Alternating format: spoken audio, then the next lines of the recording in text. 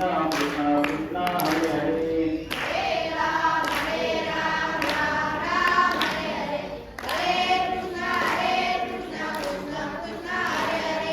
हरे राम राम राम हरे हरे हरे कृष्ण कृष्ण कृष्ण हरे हरे हरे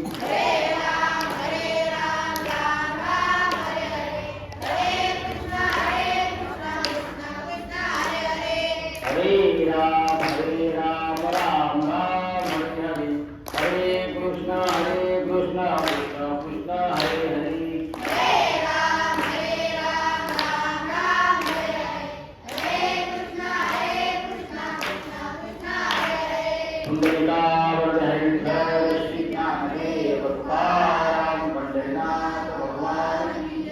भगवान राम कृष्ण मुनि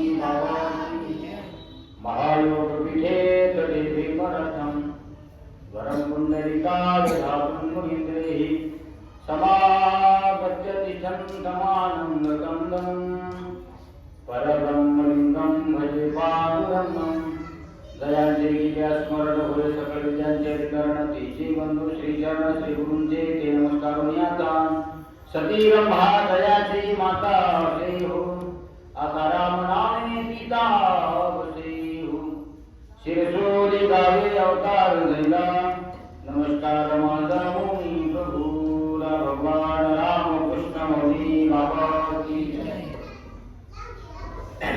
ते बोलू नका शांत करा ते पिल्ल शांत ठेवा श्री गणेशाय नमः उपस्थित प्रस्तुत प्रवचनाच्या संदर्भामध्ये आपण सर्व परमहंस रामकृष्ण मौनी बाबांचे निश्चित भक्त दर पौर्णिमेला आध्यात्मिक काहीतरी उपक्रम व्हावा कीर्तन स्वरूपात म्हणावं प्रवचन स्वरूपात म्हणावं काहीतरी धार्मिक कार्यक्रम आपण या ठिकाणी केला पाहिजे या उद्देशानं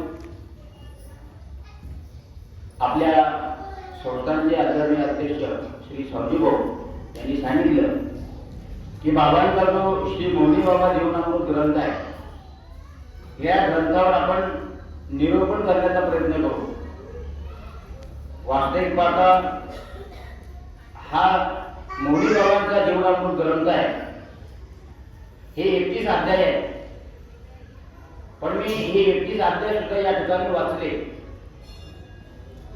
31 अध्याय 31,000 अमृताच्या थेंबाप्रमाणे मौनी बाबा जीवनामृत ग्रंथ जो आहे याच्यामध्ये 31 अध्याय आहे आणि 31 अध्याय 31 अमृताच्या थेंबाप्रमाणे ज्या भाविकांना ज्या पद्धतीचं ज्ञान लागतं त्या पद्धतीचं ज्ञान आपल्याला या चमत्काराच्या संदर्भात बाबांनी केलेले भाविकांवर कृपा आशीर्वाद याच्या निमित्ताने आपल्याला पाहायला अनुभवायला मिळतो म्हणून भाऊंनी सांगितल्याप्रमाणे की बाबांच्या जीवनावर हा जो जीवनामृत ग्रंथ आहे बाबांच्या जीवनामध्ये झालेले चमत्कार बाबांनी भक्तांवर केलेले चमत्कार हे आपल्या नवीन येणाऱ्या भक्तांना कळाले पाहिजे या निमित्तानं मागच्या पौर्णिमेपासून आपण हा उपक्रम या ठिकाणी सुरू केला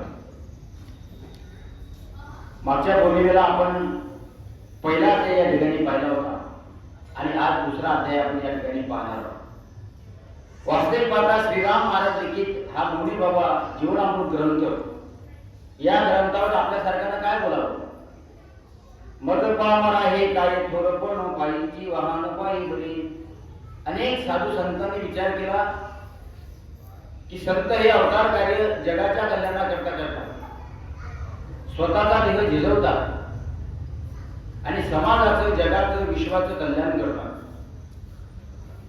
निस्वार्थपणे जीवन जगणारे जे मूर्तिमंत माणसं कोणते असतील तर ते संत आहेत आपण आजच्या दुसऱ्या अध्यायामध्ये बाबांचा अवतार कार्य पाहणार बाबांचा अवतार पुन्हा कुठे झाला काय संघर्ष त्यांच्या आजीच्या त्यांच्या बाबाच्या जीवनामध्ये आला हा या निमित्तानं आपल्याला या ठिकाणी कळणार आहे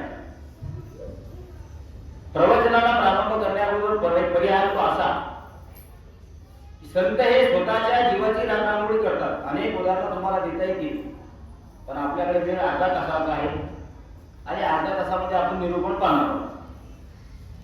कशा करता येतात आपण पाहिलं.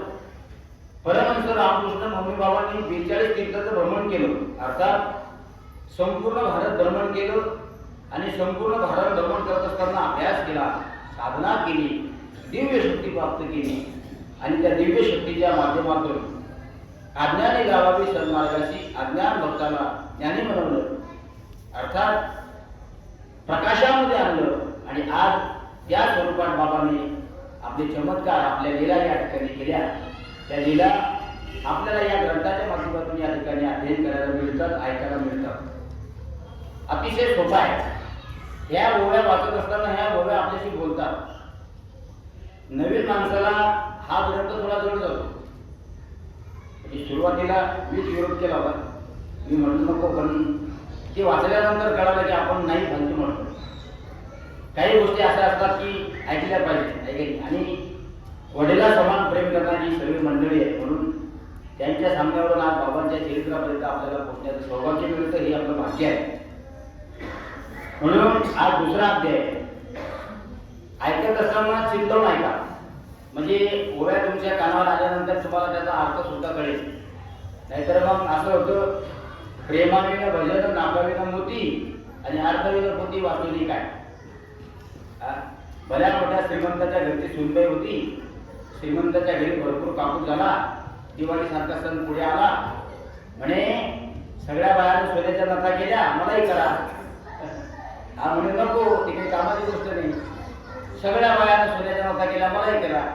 पत्नीचा हट्ट म्हणून पतीने तिला सोन्याची नथ केली, पण दुर्दैव तिला नातच नव्हतं. नवरामध्ये नथ केली लाख रुपयाची, पण आता घालशील कुठं म्हणे ह्याच्यात, म्हणजे हे कसं फाउंडेशन मोकळा आहे. सांगायचा अर्थ असा आहे, अध्यात्म ज्ञान हे पैशापेक्षा जास्त किमतीचं आहे, त्याच्यामुळे ते समजून घेतलं पाहिजे.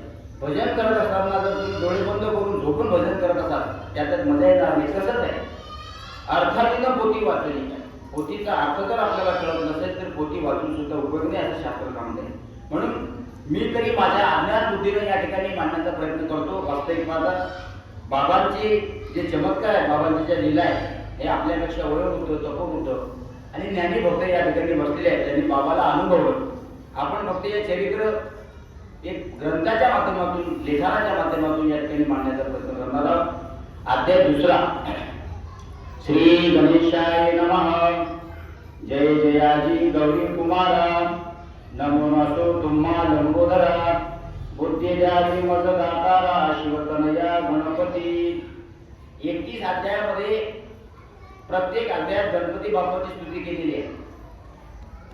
एका देवनिया चित्त रामकृष्णाचे, चरित्र परिसता जळी पाप त्वरित, सत्य सत्य मौनी कथेने वरडा प्रांतात असे, तालुका अकोट विलसे, तेथे जन्मले संत साक्षात्कारी, भगवान मौनी बाबा ते. अकोट तालुक्यामध्ये एक शिरसोली गाव आहे. त्या शिरसोली गावामध्ये बाबाचा जन्म या ठिकाणी झाला. या शिरसोली ग्रामात पहा राजपूत वंशात आणि सूर्यवंशी खचित नांदे श्रवण नागोरे. बघा, आता हा जो दुसरा अध्याय आहे, हा मौनी बाबाच्या आजोबापर्यंत जाऊन गेलेला आहे.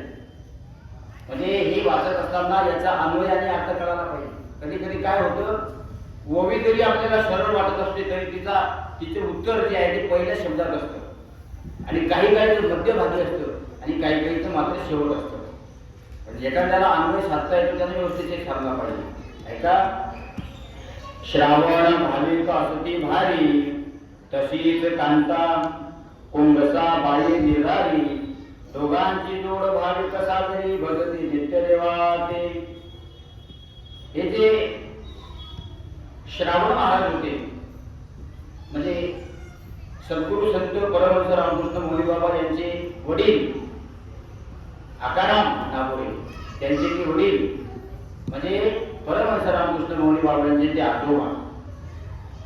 श्रावण भाविक असती भारी, तशीच कांता कोंसाबाई निर्धारी, दोघांची जोड भाविक सागरी, भजते नित्य देवाते.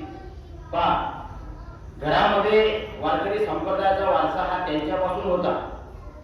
बाबाचे आजी आजोबा हे नित्य नैमित्तिक आषाढी कार्तिकीची वारी पंढरपूरला जाऊन करायचे, अर्थात वारकरी घराणं होतं.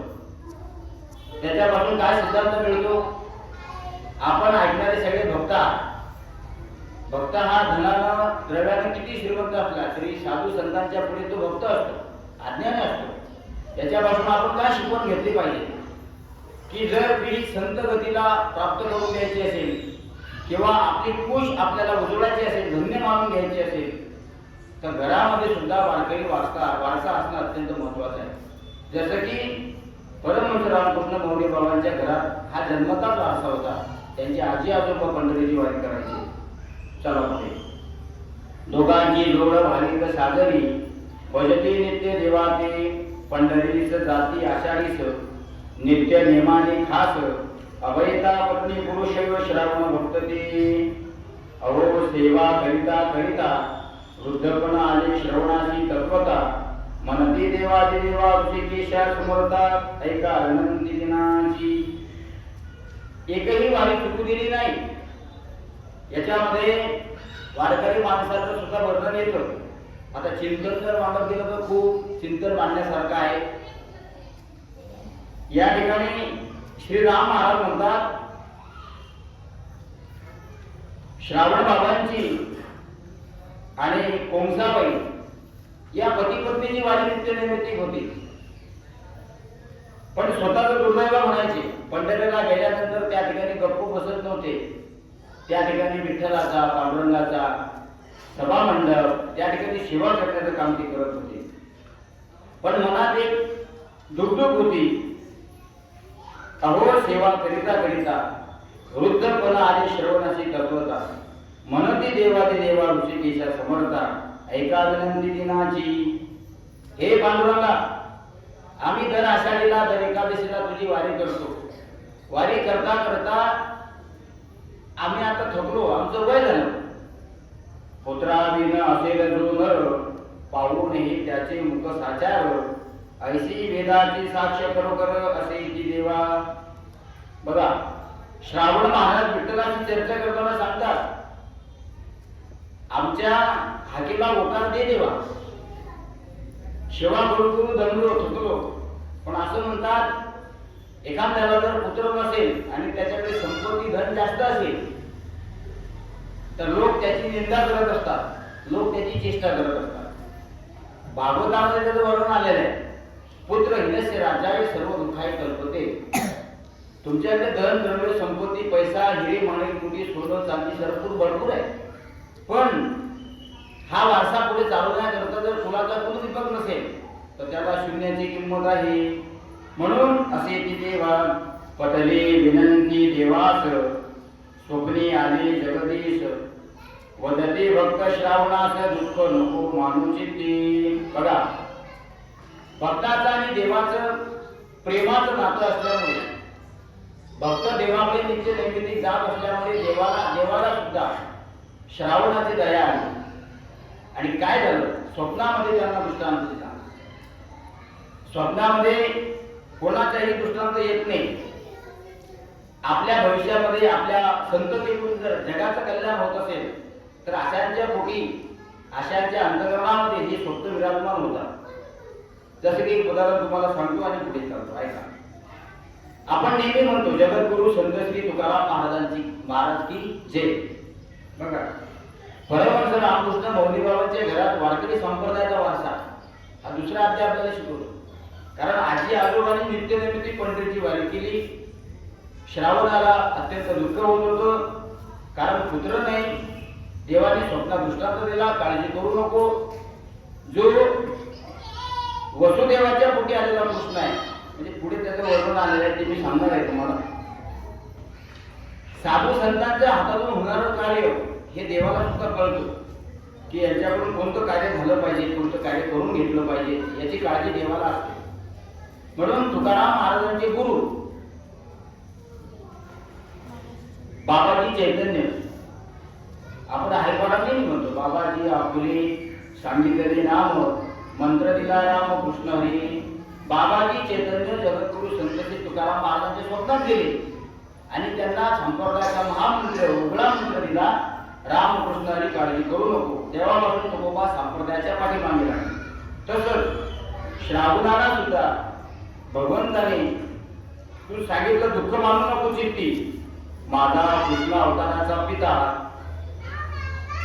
वसुदेव तत्पत तोच आकारा येईल पोटी आता मनोवसा श्रावणा. देवाने सांगितलं चिंता करू नको. आकार जसं माझा कृष्ण अवताराचा पिता वासुदेव जो तत्पता, याच्यामध्ये अन्वय असा आहे जसं वसुदेव पोटी भगवान श्रीकृष्णाचा अवतार झाला, तोच आकारा येईल पोटी आता मनोवसा श्रावणा. म्हणून काळजी करू नको. आकारामाचे पोटी मीच येईल जगजेटी, शंका मानू नको खोटी भक्तवरा समजू तू. श्रोते स्वप्न खरे झाले, श्रावणा पोटी आकाराम आले, तया पोटी भगवान येतील पाहिले रामकृष्ण मोहिते संत. बघा, श्रावणा पोटी भगवंतांनी सांगितल्याप्रमाणे सद्गुरु मौली बाबा आता परमहंस रामकृष्ण मौली बाबा यांचे वडील जन्माला आले.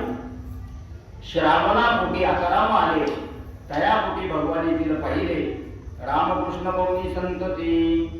बालपणापासून देव ध्यान असे आकारामा पूर्ण, म्हणून करती नामस्मरण सदा आमची गोविंदाची. आई वडिलांची पुण्य थोर असल्यामुळे आकारामाचा जन्म झाला, पण ते सुद्धा संप्रदायाचा वारसा जपत जपत नित्य नामस्मरण करत होते. पुढे हळूहळू मोठे झाले. मोठे झाल्यानंतर वयाचे 15वे वर्षी पाहण्या आकारामाच्या परीक्षेशी धाडले भारी बिमारीशी शरीरी आकारामाच्या. 15 वर्षाचे झाले आणि 15 वर्षाचे झाले असताना सुदैवानं त्यांची परीक्षा पाहण्याकरिता भारी बिमारीला धाडलं असं श्रीराम महाराज सांगतात. माता पिता म्हणती देवाला, हे आयुष्य या बाळाला, वाचल्या धारील पंढरीला आषाढी एकादशी तव. बघा, माता पिता दुःख करू लागले. लाला नवसानं झालेलं लेकरू आणि तीही बिमारीनं झडपलं. देवा, आम्ही तुला नमस्कार करतो किंवा तुला शब्द देतो, आमच्या बाळाला काही होऊ देऊ नको, आयुष्य दे आमच्या बाळाला, कारण आमच्या बाळाचं आयुष्य, आमचं बाळ वाचल्यानंतर आम्ही त्याला तुझ्या वारीला नक्की पंढरीला पाठवू. आकाराम जरी बिमार झाला, परी न सोडले ईशे नामाला, मग देवासी कळवळा आला, तात्काळ दूर केली व्याधी ती. बघा, वयाची 15वी वर्षी असताना व्याधीने त्यांना झाला घातला, पण तरी सुद्धा आकारामाने आपली भक्ती, आपलं नामस्मरण सोडलं नाही. पुढे श्रीराम महाराज श्रोते यांचेच नाम भक्ती, पोर चेष्टा नचती, कोटे न समजा कल्याण ती विविध जन हो. अमीनपूरच्या गंगाबाईची रंभा नामी योजिली साची, कन्या अवतार मनाची या आकारामास्तव. नाम नक्षत्र पाहिले, घटित गोत्र उतरले, मग विवाहाचे केले आणि अन्नदान सर्वाभूती. इथे पुढे आकारामाचा विवाह अमीनपूरच्या गंगाबाईची रंभा नावाची एक कन्या आणि आकाराम या दोघांचा विवाह त्या ठिकाणी झाला. नाव नक्षत्र पाहिले, घटित गोत्र उतरले, मग विवाहाचे केले आणि अन्नदान सर्वाभूती. आकारामाचा विवाह झाला, परी गर्भयोगी पिता वारला. लग्न झाल्यानंतर जी श्रावण होते ते वारले. मग बोधा सर्व पडला आकारामावरी संसाराचा. संसारी राहून आकाराम सचोटीने वागती पडवून, तसा आठवणी श्रीराम अध्यात्म दैवतजी. आकारामाची सासू गंगाबाई ही रुतली हरीचे ठाई, पंढरीची नीतताई दर्शनास्तव प्रभूच्या. गंगाबाई नेसून वस्त्र पांढरे, लावी गोपी चंदनाची टिळे साजिरे. श्री वृंदावन ते बरे केली विना शोभे सतीच्या. मुखी हात धुणी रूप पाहता लोचनी, ऐशी रंगली हरीच्या भजनी साध्वी गंगा निरासन. बघा, ही जी गंगाबाई होती म्हणजे आकारामाची सासू, हरिभक्त होत्या. जसं मीराबाई भगवान श्रीकृष्णाच्या भक्तीमध्ये रममाण झाल्या होत्या, तशा ह्या गंगाबाई सुद्धा विठ्ठलाच्या भक्तीमध्ये रममाण झाल्या होत्या आणि प्रभूचं सातत्याने स्मरण करायच्या, गोपीचंद्राचे टिळे लावायच्या, डोक्यावर तुळशी वृंदावन घ्यायच्या आणि मुखानं सातत्याने स्मरण करायच्या. श्रीराम महाराज येतात, कोणतं स्मरण करायच्या तर रूप पाहता लोचनी सुख झाली भू साधली, हे असे सगळे संप्रदायाचे अभंग त्या आपल्या मुखाच्या माध्यमातून या ठिकाणी गायच्या. मुखी हात बनी देवा अशक्य काय वाहिले, तुला माझे पोरी पडिले, दर्शन देण्याचे ते बरे सांग रमापती. या कळी करिता भजनाला सतीश गहीवर दाटला, वत्सा समोर पडिला दिन वसला कधी भेटशी. यापुढे पूजन देवासी भजन मांडले वाळवंटाशी, प्रेमाश्रू वाहती नेत्राशी त्या सतीच्या श्रोते हो. मग विचार करी शारंगर झाली भक्तीची अखेर, घ्यावे दर्शन सत्वर या सतीचे हो. वारी 770 पायी केली, हिची वासना पाहिजे पुरविली, सती बहु असे कष्टले भूक लागली दर्शनाची.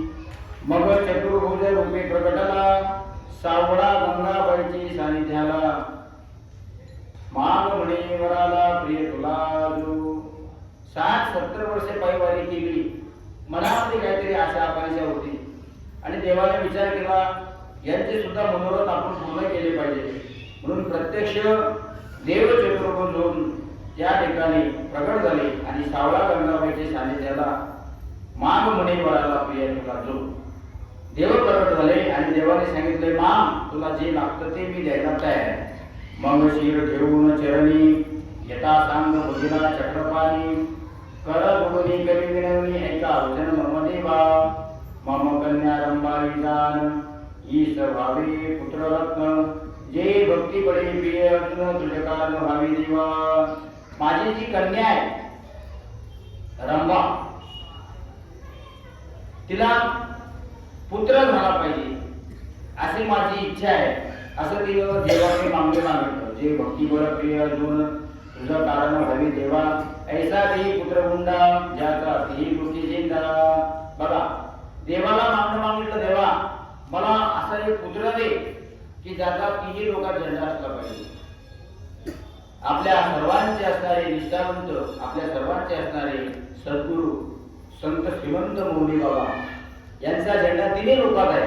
आज संपूर्ण महाराष्ट्रामध्ये परमहंस रामकृष्ण मौली बाबाला, भारत देशामध्ये मौली बाबाला या ठिकाणी ओळखतात.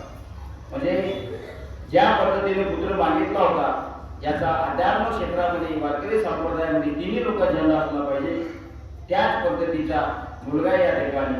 न लगे विवाद बोलला ज्याची नसमान कुठे, जो असे मान्य देवासी, ऐसा सनातुने ऋषिकेशी, एकनाथा समपरियेशी धन्य करी अभय कुळाते.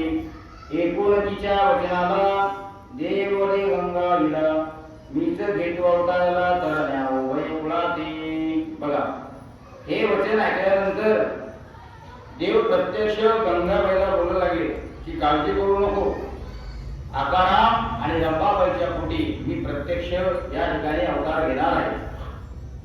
एकुलतीच्या वचनाला तारण्या अभय कुळाती, तव भक्तीने मोहिले वर देण्या तुझा आलो, पूर्व पुण्यास्तव भेटलो गंगाबाई तुझला मी. मला भाव भक्तीचं प्रिय असी, श्रीमंताची कागत्रे गरज नशी, भक्तीस्तव धुनी धुतसे जनाबाईची गृहिणी. इथे श्रीराम महाराजांनी दृष्टांत सुधारलेला. श्रीराम महाराज म्हणतात, भगवंत तुमची प्रत्येक मनोकामना पूर्ण करतो, प्रत्येक मनोकामना पूर्ण करतो. कारण देव हा प्रेमाचा भुकेला आहे, देव हा भक्तीचा भुकेला आहे. पण प्रेम आणि भक्ती देवाच्या चरणावर समर्पण करत असताना ती भक्ती अहंकार रहित केली पाहिजे, ती भक्ती वासना रहित केली पाहिजे. देवाला पैसा धन द्रव्य हे प्रिय नाही, देवाला फक्त भक्ती प्रिय आहे. कारण थोर प्रेमाचा भुकेला हा जी दुष्काळ तयाला, गिरधर लाल तू भाव का भुका, राग कला नाही जाणत तुका एकूण तिच्या वचनाला मला भाव भक्तीचं प्रिय असे श्रीमंताची कालत्री गरज नसे भक्ती स्तव ध्वनीभूत असे जनाबाईचे गुहे मी रंभाई आकाराम मम भक्त संसारी असूनही विरक्त ज्यांचे देवरूपी असे रक्त येईन पुढे रामकृष्ण रूपे मी प्रत्यक्ष देवाने सांगितलं रंभाई आई आणि आकाराम बाबा हे संसारात असून सुद्धा संसाराची आशा करत नाही आणि संसारापासून हे विरक्त आहे अर्थात संसारापासून वेगळे आहे प्रपंचामध्ये राहून 24 घंटे 24 तास देवदेव करणारी माणसं ती घरची कधी नसतात असं शास्त्र सांगतो ही लोक देवाला प्रिय असतात अर्थात ती देवाच्या चरणावर लीन होत असतात म्हणून ती विरक्त आहे ज्यांचे देवरूपी असे रक्त येन कोटी रामकृष्ण रूपे मी आ नामे अक्षरात ओम म्हणून ओम दैवत आहे नित्य वसत समगंगा देवी तू बघा आ नामे अक्षरात ओम म्हणून अर्थात ओंकार स्वरूप रूप प्रदान असं म्हणतात तरी काय हरकत नाही प्रत्यक्ष देवस्वरूप सद्गुरु संत आकाराम म्हणजे यांच्या नावामध्ये पूर्ण ब्रह्म सनातनम अर्थात नावामध्ये पूर्ण देव स्वरूप आहे असं ओम दैवत आहे नित्य वसत समज गंगा देवी तू का नामे अक्षरात कमलापती भगवंत याच्या प्रत्येक अक्षरामध्ये देव आहे प्रत्येक अक्षरामध्ये पंचतत्व आहे आणि प्रत्येक अक्षरामध्ये विचार जर केला तर ज्ञान सुद्धा आहे रा नामे अक्षरात रामचंद्र दैवतवसी म अक्षरी नांदी त्रिपुरारी म्हणून येतो मी उदरी रंभाईच्या निर्धारी भक्ती मार्ग शिकविण्या रम अक्षरी रघुराज वशी तयाचा पुत्र दशरथनशी दशरथा पुत्र राम असी म्हणून रघुनंदन दैवत त्या अक्षरी महा अक्षरात सूर्यदेवता राहत ई अक्षरात ईश्वर वसत म्हणून घेतो अवतार खचित तव कन्येच्या पोटी आकाराम नावाचा आणि यांना भगवंतांनी सांगितले प्रत्यक्ष ईश्वर स्वरूप मूर्ती आम्ही तुमच्या पोटी या ठिकाणी अवतार करणार आहोत म्हणून त्या कन्येच्या पोटी या परी करुणी भाषण गुप्त राहिले जगजीवन देव दर्शन ही भक्तीचे महिमान भक्तीना असे प्रतिष्ठा बाबाची मातमह गंगाबाई जिची कन्या असे रंभाबाई मनती तिजला माई माई असे वृद्ध बहुती गंगा देवी वदे वचन रंभा नामे कन्येस्तव जाण की बाले तव पोटी येणार आठव्यांदा श्रीकृष्ण जन्मास आकाराम रंभाई संसारी दर्श भारी विश्वास ठेविती पूर्ण देवावरी अनुरोध नर बदती वैखरी प्राण गेला तरीही श्री हरिने कृपा केली ब्रह्माबाईस संतती दिली परी 5 महिन्याची निवर्तली दुसऱ्यांची ही गती शीत झाली बघा भगवंताने कृपा केली त्यानंतर रमाबाई संतती दिली परी 5 महिन्यात निवर्तली पहिली 5 महिन्यामध्ये वारली दुसऱ्याची सुद्धा तीच गती झाली तिसरे कन्यारत्न सुंदर तिसरी कन्या झाली ती अत्यंत सुंदर होती बाबाचा जे अवतार कार्य आहे बाबाचा अवतार कार्य म्हणजे प्रत्यक्ष भगवान श्रीकृष्णासारखा आहे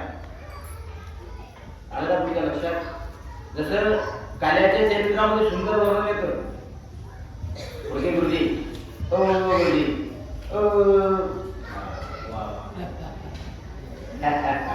मस्त चांगलं ज्ञान चालू असलं की मस्त माणसाला आवडते आहे की नाही भगवान परमहंस रामकृष्ण मौनी बाबांचं जे चरित्र आहे हे चरित्र प्रत्येक काल्याच्या चरित्रासारखं आहे या ठिकाणी 5 रत्न झाली पण पहिली वारली दुसरे वारली तिसरी कन्या रत्न सुंदर सजनाबाई छानदार चौथी कन्या जन्मली सावित्री नामे सतीच्या उदरीच्या 5वी कन्या जन्मली पार्वती नामे बली 5वे वर्षीच वारली बाबांची भगिनी ती चित्त करा एकाग्र बाबांचा असा आहे की एकदम भगवंत अवतार कार्य करत नाही बाबा आणि देव वेगळे नाही अर्थात शास्त्र सुद्धा ते सांगतं आणि आपल्याला सुद्धा ते मान्य करावंच लागतं कारण देव ते संत निमित्त त्या प्रतिमा फक्त निमित्त आहे संतांचं आणि देवाचं याच्यामध्ये भेद नाही. जसं देवाचं चरित्र असतं तसं संतांचं चरित्र असतं.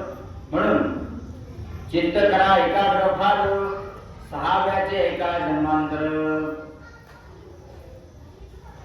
जन्मले हरिनारायण सत्वर, रंभाबाईच्या उदरीती. श्रोते गरिबी आल्यावर, अल्पविद्या शिकले हरिनारायण. मॅट्रिक पास झाले जाण अति प्रयत्न करून. त्यानंतर सतीच्या उदरीत्या 5वी कन्या जन्मली. पार्वती नामे भरी 5वे वर्षीच वारली बाबांची भगिनी. चित्त निर्मळ करा. आणि त्यानंतर 6व्याचं वर्णन श्रीराम महाराजांनी फार सुंदर केलं. 6वा परमहंस रामकृष्ण मौली बाबांचा प्रत्यक्ष हरिनारायण सत्वर स्वरूपाचा रंभाईच्या उदरी या दुसऱ्या अध्यायामध्ये आकाराम नामे रंभाबाई आई यांच्या उदरी नारायण स्वरूपी परमहंस रामकृष्ण मौली बाबांचा जन्म झाला. भगवान रामकृष्ण मौली बाबा की जय. श्रोते गरिबी आल्यावर, अल्पविद्या शिकेली हरिनारायण. मॅट्रिक पास झाले जाण अति प्रयत्न करून. नोकरी लागल्यावर 2 विवाह झाले अत्यावेळी. हरिनारायणचे सत्वरी हरिकृपेवरून. पाहिले पत्नी चंद्रभागा, नाम दिली दुसरीचे कौशल्याबाई. त्यानंतर पुढे विवाह प्रसंग, 2 विवाह. आता आपली वेळ सुद्धा संपली. हा जो दुसरा अध्याय आहे बाबाच्या आजी आजोबाचा, बाबाच्या आई वडिलांचा आणि प्रत्यक्ष बाबाचा, हा चमत्कार याच्यामध्ये आपण पाहतो. तरी सुद्धा भाऊनी सांगितलं की बा आपण वाचू एक पारायण स्वरूपात, पण आपल्याला जे सांगता आलं आता एवढे ज्ञानी आपण नाही किंवा एवढा अनुभव आपल्याला नाही की आपण बाबाचं चरित्र जसं जसं सांगावं. पण याच्यामध्ये जसं लिहिलेलं आहे श्रीराम महाराजांनी ते आपण सांगण्याचा प्रयत्न दर पौर्णिमेला या ठिकाणी करणार आहोत. या ठिकाणी बसलेली भक्त मंडळी आहेत, पंचक्रोशीतून आलेली भक्त मंडळी असते. यांनी सुद्धा हा ग्रंथ आपल्या या अर्ध्या तासाकरता, तसं तर नेहमी वाचला तरी काही हरकत नाही, पण पौर्णिमेच्या दिवशी जसं मी माझ्या हातामध्ये घेऊन तुम्हाला सांगण्याचा प्रयत्न करतो तसा तुम्ही दर पौर्णिमेला हा ग्रंथ हातामध्ये घेऊन आम्ही सांगतो वाचतो, तसं तुम्ही बोट फिरवलं तरी मला असं वाटतं की तुमचंही पारायण होईल आणि आपल्याला सुद्धा बाबाच्या जीवन लीलांचं या ठिकाणी ज्ञान मिळेल. असा हा दुसरा अध्याय या ठिकाणी आहे. दोघींच्या पासून जन्म त्यांची झाले हरिनारायण स्तव. चंद्रभागा मिश्रित पुत्र झाला निवेश. नाम ज्याचे गणपती शिव. खास पुत्र हरिनारायणाचा तो. दुसरी पत्नी कौशल्याबाई. हिची संतती एका लवलाही. कुसुम हनुमानशी सुनंदा मंदा. हिरी नामे दयाची राही. कुसुमचा विवाह झाला बरोबरीचा दिली केला. राजपूत घराण्यामध्ये भ्रतार शोभला तो असे हरी हरी शिव नामे. कुसुमची एका संतती. राणा रणजितसिंह शोभती. भगत सिंह किशोर सिंह सती. 3 मुले या कन्येची. रंभावीस 7वा पुत्र झाला. यादव नामे तो भला. तोही 12 महिन्यांनी वागा पुत्र आकारामाचा. तो वृक्षा कारण जितकी फळे येती. तुम्हास सांगतो निश्चिती. तितकी नसती तिथे कपडती भुवरी. याच न्याय काढून यादव गेला. ये लोकातून रंभाबाईचा 7वा पुत्र जाण. आता एका वर्णन आठवड्याचे याच्यामध्ये बाबांचं चरित्र खूप सुंदर आहे आणि कळायला थोडा वेळ लागते, कारण आपण आपल्या मुखातून ते नाही वर्णन करू शकू. म्हणून आजच्या करता एवढंच. दर पौर्णिमेला आपण या एका अध्यायाचा विचार या ठिकाणी करत आहोत. जो अर्थ आपल्याला या ठिकाणी सांगता आला त्याचा सांगण्याचा प्रयत्न करतो, जो नाही सांगता आला तो वाचण्याचा प्रयत्न करतो. या ठिकाणी दर पौर्णिमेला सगळ्या भक्तांची हजेरी असली पाहिजे. दर पौर्णिमेला येत जा, तुम्हीही येत जा. आपल्या आजूबाजूच्या सर्व भक्त मंडळींना सुद्धा या ठिकाणी आणून जा. आणि ज्यांची खरंच मनातून इच्छा असेल त्या लोकांनी या ठिकाणी हा ग्रंथ घेऊन त्याचं पारायण केलं तरी हरकत नाही. कारण काय होतंय, पारायण करताना अंतरंगातले भाव उमटत असताना अंतरंगातले विकार बाजूला जातात आणि बुद्धी फक्त संतमय होत असते. म्हणून मी सकाळपासून याचा विचार केला अर्ध्या तासाकरता आणि आज तुमच्यासमोर हा भाव मांडण्याचा प्रयत्न केला. म्हणून झालेली प्रवचन रूपी सेवा परमहंस रामकृष्ण मौली बाबांच्या चरणी समर्पित करतो. आणि या ठिकाणी आता लगेच आरती होईल. आरती करता सर्व भाविकांनी आपल्या जागेवर उभं राहावं. सर्वांना याची विनंती करतो. पुंडलिकावती ज्ञानदेव